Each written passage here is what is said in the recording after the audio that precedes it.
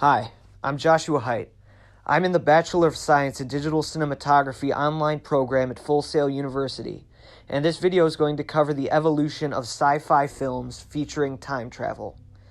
According to an article by Scott Meslow for The Atlantic, time travel in film made some of its first notable appearances in the form of the 1921, 1931, and 1949 adaptations of Mark Twain's novel A Connecticut Yankee in King Arthur's Court, about a man who is hit in the head and magically transported to medieval times, which is a little more in the realm of fantasy but still time travel and a precursor to the subgenre. Time travel films in the 50s consisted of mostly sci-fi B-movies with somewhat goofy premises and execution, but tackled the idea of a troubled and or post-apocalyptic future, which is pretty big because it seems writers of past and present of time travel stories seem to be worried about what the future of our world will bring.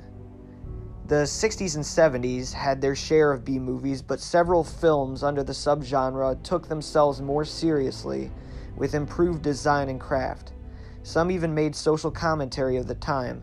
like Planet of the Apes. According to Stephen Puddicombe of Little White Lies, Planet of the Apes was symbolic of 1960s counterculture in which older generations didn't want to accept the new ways of younger generations. The 1980s brought time travel films to A status, with two of the most iconic films of the decade, Back to the Future and Terminator, that employed great special effects companies like Industrial Light and Magic and great effects talent like Stan Winston to build convincing creatures and environments. Back to the Future's light-hearted tone, though, carried over to popular films of the subgenre of the 80s and 90s,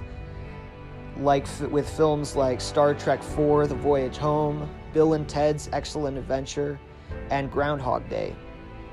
with the occasional post-apocalypse films such as 12 Monkeys, directed by auteur filmmaker Terry Gilliam, dealing with themes of psychology and paranoia that carried over into the 2000s, with films like Donnie Darko and The Butterfly Effect, whose main character time travels by transporting his consciousness to earlier events in his life. And this anomaly, combined with Groundhog Day's concept of reliving the same day over and over again, are pretty popular in recent years, with future war film Edge of Tomorrow and Happy Death Day sci-fi horror films. All in all, the subgenre of time travel is a very unique one that can take many creative forms, being also cerebral, entertaining, and marketable for audiences.